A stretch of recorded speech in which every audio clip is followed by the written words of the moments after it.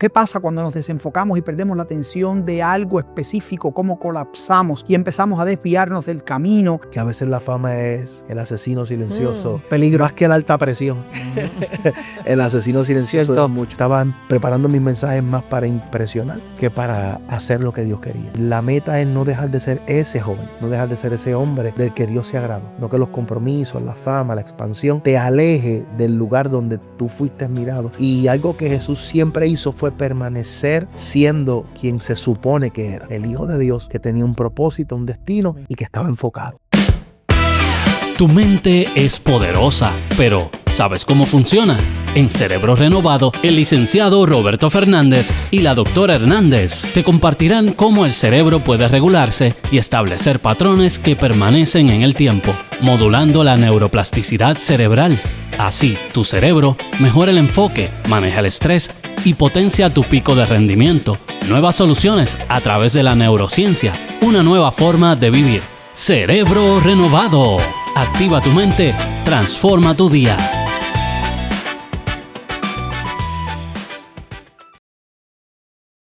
Hola, Dios le bendiga. Bienvenido a el tercer programa de una serie, evidentemente de 3. De tu programa Cerebro Renovado, donde me acompaña una vez más mi esposa, la neuropsicóloga clínica, Board Certified Neurofeedback, Jocelyn Hernández, y el pastor Israel Espinosa. Pero hemos dejado para el final, después de haber tratado estos dos temas sobre la atención y ¿qué pasa cuando nos desenfocamos y perdemos la atención de algo específico? ¿Cómo colapsamos y empezamos a desviarnos del camino y no encontramos la verdad enfocándonos en todo lo que sucede en la trayectoria?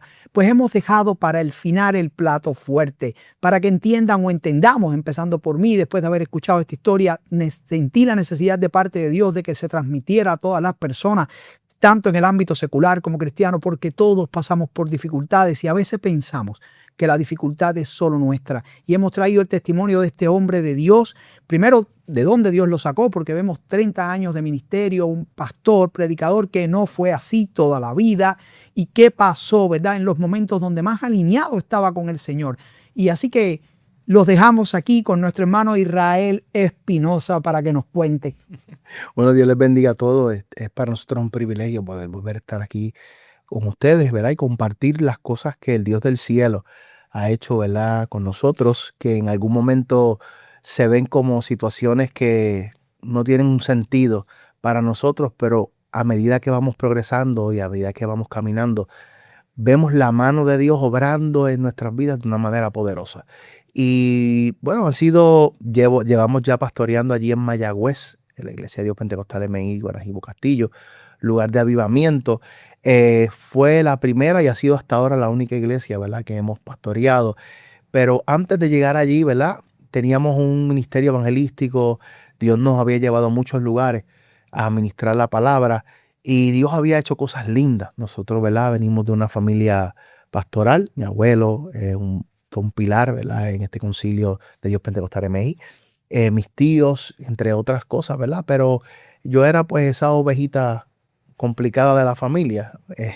Y dentro de mi juventud me desvié, tomé un camino muy erróneo que me llevó a muchas cosas, ¿verdad?, de las cuales no estamos orgullosos. Pero conviene que uno declare las cosas que el Dios del cielo ha hecho con nosotros. Y no quiero hablarte de lo que me hizo el mundo, pero sí de lo que me hizo el Señor. Amén. El Señor, ¿verdad?, permitió que a los 12 años Dios me dio una palabra y me dijo que iba a ser pastor, pero me dijo que iría a las naciones. Y en aquel momento, ¿verdad?, 12 años, yo no entendía mucho. Adolescente. Tomé unas decisiones incorrectas, me aparté y no fue, ¿verdad?, entrando, saliendo, yendo, viniendo. Por eso muchas veces vemos familias, vemos jóvenes que no son constantes, que están ahí. Muchas veces los echamos a un lado y no entendemos que la persona está en la iglesia. Un ser humano puede ser educado en la palabra, pero no es hasta que choca con Jesús que las cosas cambian. Podemos, ¿verdad?, hablar de lo que era Pablo. Pablo es un ejemplo por encima, porque Pablo era un religioso experto. No era un buen cristiano. Él no creía en Cristo. Uh-huh. Pero cuando él choca con la figura de Jesús, que lo tira al suelo y lo confronta, la vida de Pablo cambió.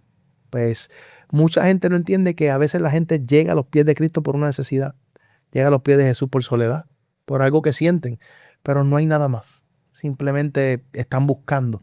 Pero el que busca, halla. Y al que toca, se le abre. Y es cuando esa puerta se abre y la persona tiene un encuentro, es que entonces deja de ser locura para el que se pierde, deja de ser algo que no tiene sentido y se vuelve una realidad, el tú vivir y prácticamente coexistir con el Señor por medio del Espíritu Santo. Y es algo hermoso. Y estando perdido y estando yendo y viniendo y en malos caminos, un día llegué a una iglesia y estaban predicando un mensaje sencillo, mensaje de salvación. Y pasé al frente. Siempre que yo pasaba al altar lloraba, eso era una cosa tremenda, yo era bien sensible.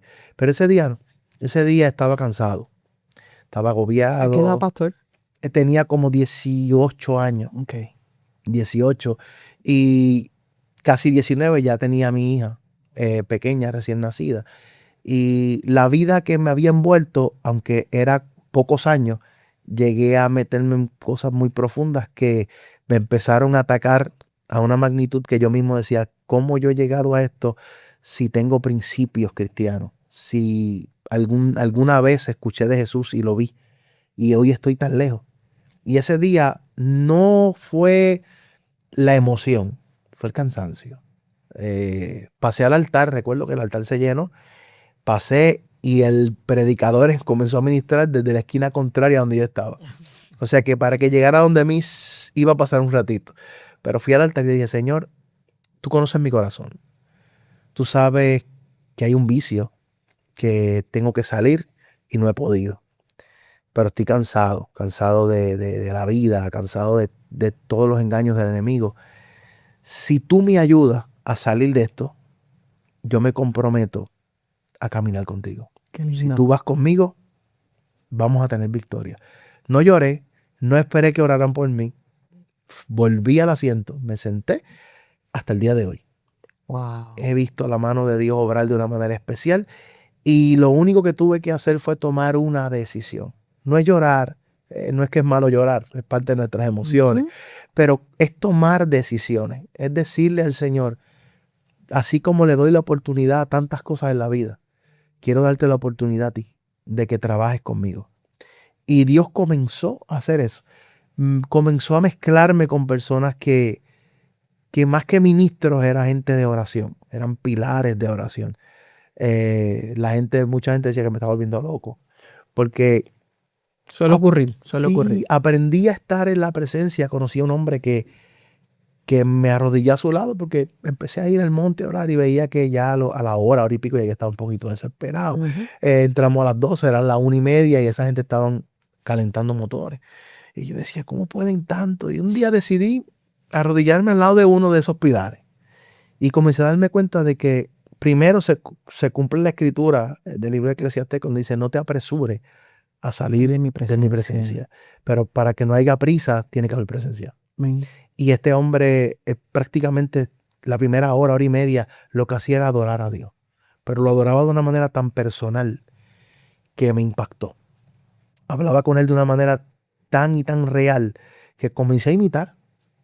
E imitando me di cuenta de que la presencia de Dios se dejaba sentir cuando tú no tienes ese ajoro, ese apuro, ese afán.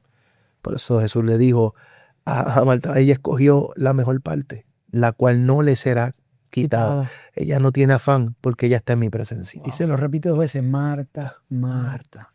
Estás afanada. Y tenían la misma intención ambas. Sí, mira todas Marta lo que estaba era, tú viniste a mi casa, te voy a preparar todo esto, lo otro. Libre albedrío. Es decir, pero la otra escogió la mejor parte. La cual no le será quitada. Y fue algo que empezó a surgir en mi vida. Aprendí a amar a Jesús. Aprendí a anhelar su Espíritu Santo, a querer sentirlo todo el tiempo. Y eso comenzó a solidificar mi relación con Dios. Es como una fuente inagotable. Sí, y es algo que hay mucha gente, a veces yo miro, muchas personas anhelan ministerio. Y eso no es nada malo. Inclusive los dones, la Biblia dice, procura los mejores. Sí. Pero la cuestión es cómo tú llegas a un punto donde tú puedes ser un buen ministro. Donde tú llegas a un punto donde tú puedes ser un buen servidor. Y es cuando tú conoces a Jesús, te sientas con Jesús, pasas tiempo con Él y te das cuenta de que no depende de ti, depende de Él. Y Dios comenzó a trabajar conmigo escondido, comencé a servir, era de bendición a otros ministros, no predicaba ni hacía nada, simplemente estaba ahí, oraba con ellos, los ayudaba, como dicen por ahí, le cargaba las chaquetas, los ayudaba, y para mí era hermoso poder estar ahí en los lugares donde la presencia de Dios estaba haciendo, Dios libertaba, rompía cadenas. Era un proceso de aprendizaje. Era algo hermoso, Sí. era algo hermoso. Y poco a poco se fue despertando en mí ese deseo y Dios comenzó a abrirme puertas. Comenzamos a ministrar en algunos lugares. Y lo que había era esa intimidad con el Señor. Qué lindo. Esa intimidad.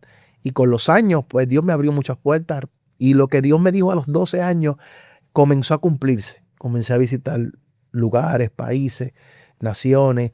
¿Ya qué edad tenía, pastor? Ya estaba Ahí. como en los 22. Estuve desde el primer país que visité fue Argentina. Fue a los 19 años. Wow. Y allí estuvimos, ¿verdad? Campaña, estuvimos junto a Gille en algunas ocasiones, compartiendo con este hombre de Dios que era hermoso. Pilar Grande. Era hermoso. Puerto Rico. Era un hombre, la gente muchas veces habla de un hombre de Dios como un hombre de poder, un hombre de autoridad, que las tenía. Pero conocer a Gille era algo bien especial. Era un hombre tan amoroso. Por encima de los dones de este hombre estaba el fruto. Este hombre era un hombre de fruto. Tú sentías que tú estabas hablando con un hombre que estaba lleno del Espíritu Santo. Qué lindo. Y llegamos a orar juntos, compartimos algunas cosas y comencé a aprender muchas cosas y Dios comenzó a abrirme puertas. Llegó un momento en mi vida en que estábamos viajando y llegando a lugares, pasamos por muchas experiencias donde Dios nos enseñó, y algo de las cosas que Dios nos enseñó en el proceso, yo creo que una de las más importantes fue en un momento de mucha popularidad y de mucho, ¿verdad? Como dicen por ahí, fama. Que a veces la fama es el asesino silencioso. Peligro. Más que la alta presión. El asesino silencioso de muchos ministerios. Cierto. Llegamos a un lugar y se me abrió una puerta para iglesias americanas y conocimos varios intérpretes. Y vimos una dinámica bien distinta. La gente se dejaba llevar mucho por lo que tú decías. Y eso impresionaba mucho a la gente. Y la gente se encendía más por lo que se decía que por lo que Dios estaba haciendo. Y aunque la palabra es viva y eficaz, pero era esta dinámica de decir algo que impactara. Y recuerdo que estaba en la ciudad de Newark y eran como las 2 de la mañana, estaba preparando un mensaje, pero estaba desenfocado. Estaba preparando mis mensajes más para impresionar que para hacer lo que Dios quería. Wow. Y recuerdo que orando, el Señor, el Espíritu Santo comenzó a ministrarme y a hablarme y me decía en mi corazón: yo no te llamé a impresionar a nadie, te llamé a llevar el mensaje de la palabra. Ese día lloré, Dios trabajó conmigo y me di cuenta de que en donde tenía que permanecer no era tanto en el libro. Cuando hablo del libro no hablo de la Biblia, sino de los libros para poder tener más capacidad de predicar. Sino con Él en la intimidad. Estar en su presencia. ¿Por qué? Porque siempre le digo a los líderes en mi iglesia y a los ministros que están creciendo, ¿verdad?, en mi congregación, el día que Dios me vio con agrado, yo estaba en el altar, orando, llorando, buscando. Y ese fue el hombre o el joven que Dios señaló. Me agrado de él. Y la meta es no dejar de ser ese joven, no dejar de ser ese hombre del que Dios se agradó. No que los compromisos, la fama, la expansión te aleje del lugar donde tú fuiste mirado. El día que Dios habló del cielo, dijo: este es mi hijo amado, en él tengo complacencia. Y la segunda vez dijo: a este oí. Las 2 veces estaba en un lugar haciendo la voluntad. En una estaba siendo bautizado y en otra estaba en un lugar transfigurándose. Estaba en presencia. Y algo que Jesús siempre hizo fue permanecer siendo quien se supone que era, el Hijo de Dios, que tenía un propósito, un destino y que estaba enfocado. Lindo. Porque en los temas anteriores, ¿verdad?, hablábamos de lo que es el desenfoque. Pero cuando tú entonces te enfocas en Dios, Qué lindo. tú ves un resultado. Es difícil porque la vida te dice: mírame a mí. Y me impacta también cuando empezaste en la iglesia, que eran muy pocos miembros. Sabemos que lo que hace prosperar la obra es el Espíritu Santo. Es decir, no no se trata de salir a repartir flyers, esto no es un gimnasio. Quien hace que la obra prospere es el Espíritu Santo ¿verdad? Y quiero que me hable sobre eso, también sobre las pruebas, ¿verdad? Que fueron difíciles y cómo aún estás de pie. Son cosas que han impactado mi vida, la gente no las conoce, ¿verdad? Pero que... Hemos tenido la oportunidad de compartir. Cuando escuchamos eso, pastor, no había forma de poderlo entender. Simplemente ver el poder de Dios sobre él y el respaldo del Espíritu Santo. De hecho, voy a decir algo. Cuando el pastor llegó a la oficina, en la entrevista inicial, pues él me dice, no, mire, yo tengo un stroke, qué sé yo. Cuando empezamos a hablar, yo recuerdo que le dije lo mismo que probablemente le dijo el neurólogo. Le dije, es que no se supone, tú no tienes nada en la corteza motora primaria, solamente algo casi imperceptible en la boca. Y estábamos hablando de todo lo que pasó después del stroke. No vamos a estar hablando de eso aquí. Pero yo recuerdo que le dije, oye, no se supone que tú estés aquí. Recuerdo que te lo dije así mismo, enfócate en que no te supone que estés así. ¿Cierto? Es decir, olvídate lo que pasó después. Lo que pasó después no importa. No se supone que tú estés de pie. No. Fue lo más impactante para mí. Yo decía, nosotros hemos visto muchas personas que le han dado stroke y hemos trabajado con ellas para tratar de alguna manera regular la parte de la corteza motora primaria y que haya reconexión, que la movilidad vuelva a ser la correcta. Pero en ese caso fue impactante, porque además fueron 2 en lugares diferentes. Qué lindo.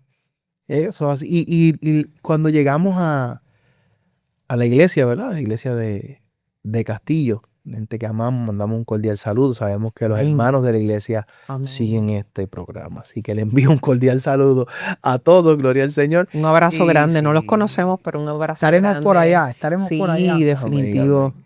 Y bueno, estaba en una situación bastante positiva, muchos años, ¿verdad? De ministerio.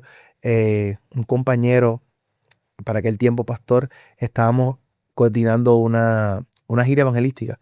Íbamos a estar en Alemania, Holanda, Italia y España.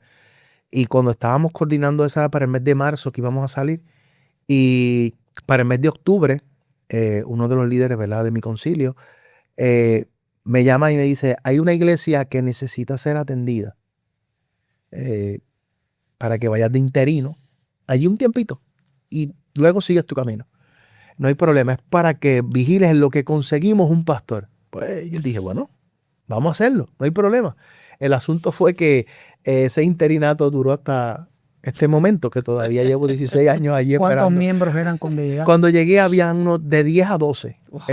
Fijos habían 8, pero habían entre los visitantes, habían de 10 a 12 personas. ¿Cuántos hay hoy? Hoy hay 240 personas. Glorificamos el nombre del Padre. Y muchos que han salido, ¿verdad?, para otros lugares. Lindo. Dios ha sido bueno. Si Qué una lindo. cosa he aprendido en estos años de ministerio es que Dios no me llamó a llenar una iglesia. Me mandó a llenar el cielo.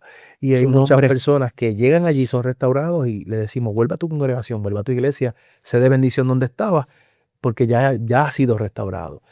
Y han sido muchos años de arduo trabajo, de ver la mano de Dios obrando en todas las áreas. ¿Se ha levantado el enemigo? Sí, en 16 años, llevando apenas 4 años de ministerio, mi nena estaba en la escuela y fue secuestrada. Wow. Recuerdo que esa madrugada yo estaba en el monte orando. Llegué como eso de las 8 de la mañana y me acosté a descansar. Ya a las 9 me estaban tocando la puerta y diciéndome, tienes que ir a la escuela. ¿Pasó algo? Yo, pero hay gente frente de mi casa. ¿Qué pasó? No, que vayas a la escuela. Cuando voy de camino veo que fueron 2 hermanos de la iglesia a buscarme. Y de camino me dijeron, no hay que ir a la iglesia, a la escuela. Vamos directo al hospital. Y yo, ¿qué está pasando? Y entonces cuando llegó allí, me lleva la noticia, mira, tu hija fue secuestrada, unos hombres la golpearon, la montaron en un carro, estaba en video, y apareció tirada, la tiraron de auto en movimiento. Y cuando me están dando la noticia, viene una camilla y veo que lo único que sobresale, hay un cuerpo arropado completamente. Y está el uniforme de mi hija y los tenis que le compré para la escuela. Y dije, perdí a mi hija. Cuando estaba a punto de desmayarme en el pasillo, alguien me llamó y me dijo, los padres de la joven. Historia larga, corta, la policía comenzó a indagar y me decía algo que no nos está cuadrando. Y yo, ¿qué pasa?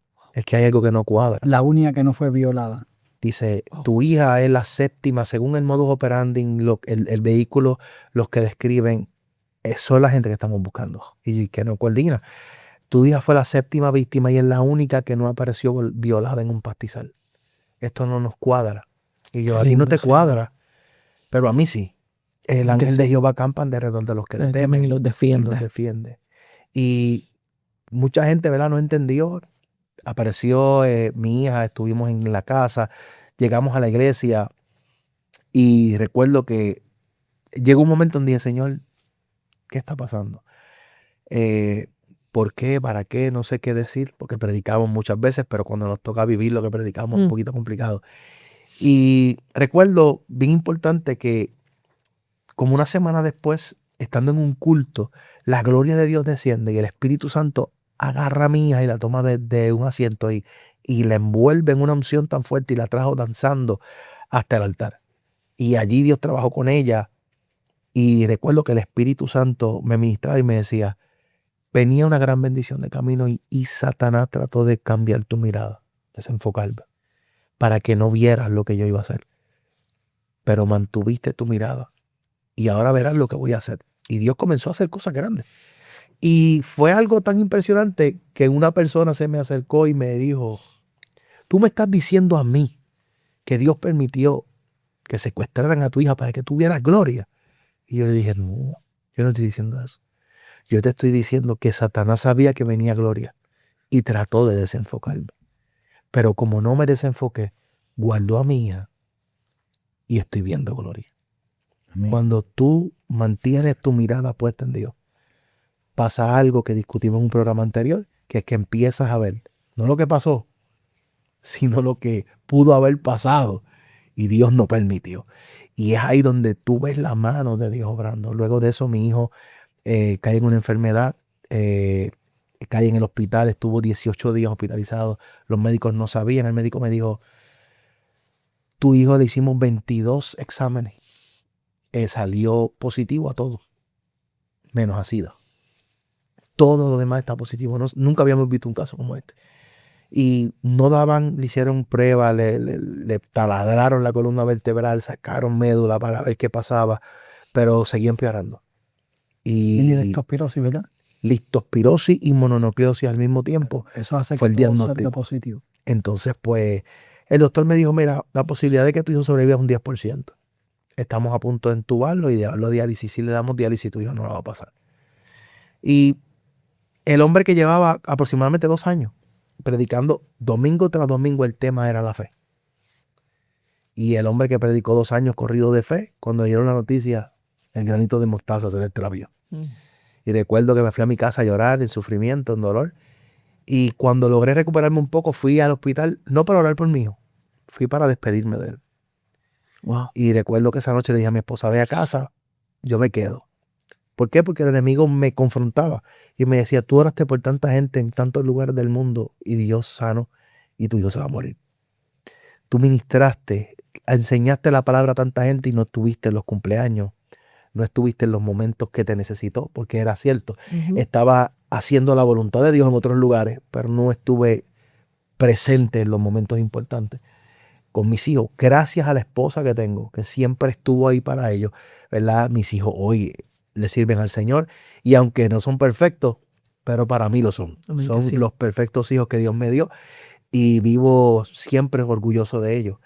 Pero estuve a punto de perderlos y Dios puso su mano y en 5 días, cuando le dije a mi hijo, perdóname por no haber estado, perdóname por no haber sido el padre que debía haber sido, fue mi hijo quien se volteó y me dijo, papi, el Dios que tú me enseñabas, viéndote en el sofá, viéndote llegar a las 6 de la mañana, viéndote orando en la madrugada, ese Dios me va a sacar de aquí. Qué lindo. Y 5 días después estaban dando de alta a mi hijo. Dios se glorificó de una manera poderosa. Y eso, mi hija, mi hijo, mi esposa quedó paralizada de la cintura, del pecho para abajo. Después me contaron una masa en un pulmón, fueron a hacer una biopsia y me sacaron el lóbulo superior derecho completo. Luego empezó a perder el conocimiento y le decía a mi esposa, no sé si en el altar me suceda, bajaba del altar muchas veces a la oficina y de la oficina al hospital. Y así íbamos, ministrábamos y seguíamos hasta que pasó lo del derrame y llegó un punto donde dije, Señor, esto no va a parar. Mucha gente preguntaba, ¿por qué tú no estás en tal sitio? ¿Por qué tú no vas a los lugares? ¿Por qué tú no respaldas tal cosa? Y lo que nadie sabía eran los procesos por los que estábamos pasando. Pero Dios puso todo en su lugar y hemos entendido a esta altura de nuestra vida que no se trata de lo que pasó, sino de lo que pudo haber pasado y Dios no permitió. Wow. Dios siempre ha estado ahí y lo hemos visto en nuestras vidas de una manera poderosa. Y hoy podemos decir, Ebenezer, Hasta aquí nos ha ayudado el Señor. Wow, qué lindo. No es para menos Impactante, la ¿verdad? fidelidad de Dios sobre la vida de sus hijos. Y lo único que hacía era llorar y llorar y llorar en la presencia de Dios. Verdaderamente que sí. Algo hermoso, ¿verdad? Dios está administrando, pastor. A través, dice la palabra que testifiquemos para edificación del pueblo. Nos gozamos, estamos contentos, pastor, y que usted haya sacado este hermoso tiempo para acompañarnos y que así nuestros teleoyentes, allá en las redes, todos hayan sido ministrados con el poder de Dios. Sí, siempre las cosas de Dios son así, son literalmente perfectas porque Dios es perfecto. Yo recuerdo hace poco en un retiro que hicimos de la oficina, que yo decía, bueno, tú llegaste a la oficina, ¿verdad? Buscando ayuda, pero Dios te trajo con otro propósito. No, bueno, decir, nos dio la posibilidad de servir como instrumentos para ayudarte, pero te trajo como instrumentos para bendecirnos y para aportar a nuestra vida un crecimiento de fe, para aprender de las Escrituras. Casi siempre los tratamientos son tertulias sobre la palabra y la realidad es que hemos aprendido mucho y lo que empezó, ¿verdad?, como una relación paciente profesional de la salud se ha convertido, bueno, ya éramos hermanos en Cristo, pero se ha convertido en una persona a la que amamos infinitamente nosotros tenemos pocos amigos, pero a la persona que puedo decir literalmente que lo considero un amigo, sabes literalmente que le amo mucho. Pastor, Igual, el sentimiento es mutuo. Y gracias, ¿verdad?, por la oportunidad de ser parte, De verdad que yo sé que esto no es un programa de promoción ni nada que se parezca, pero Caguando Feedback es una familia. Y cuando llegamos allí, compartía con algunos hermanos y se lo decía. Es algo hermoso. Llegar allí es hermoso. Gracias a todos por la oportunidad. Dios les bendiga mucho a todos. Bueno, ahora sí terminamos. Robert, ¿dónde pueden conseguir? Sí, voy para allá, no me pierdo, voy para allá. Ahora sí terminamos, pero antes de despedirnos, por favor, quisiéramos una vez más dar los datos del pastor Israel Espinosa, número de teléfono, iglesia a la cual pertenece, por si también quieren contactarlo para que llegue y les dé palabra de parte del Señor. No la que ustedes quieren escuchar, la que Dios le va a dar, por favor. 787-565-2305, ¿verdad?, para compromiso. Y estamos allí en las parcelas o Guanajibo Castillo, Parcelas Castillo, Mayagüez, cerca del Mayagüez Mall. Allí estamos para servirle. Página, ¿verdad?, en Facebook, Lugar de Avivamiento, y también en YouTube, así que estamos para servir. Dios me los bendiga mucho. Así que Dios les bendiga muchísimo, y a los hermanos de la iglesia de allá, del pastor, los veremos pronto. Estoy haciendo la promesa en público, así que los veremos pronto. Dios les bendiga. Este ha sido el programa Cerebro Renovado, presentado por el licenciado Roberto Fernández y la doctora Hernández. No olvides sintonizarnos la próxima semana.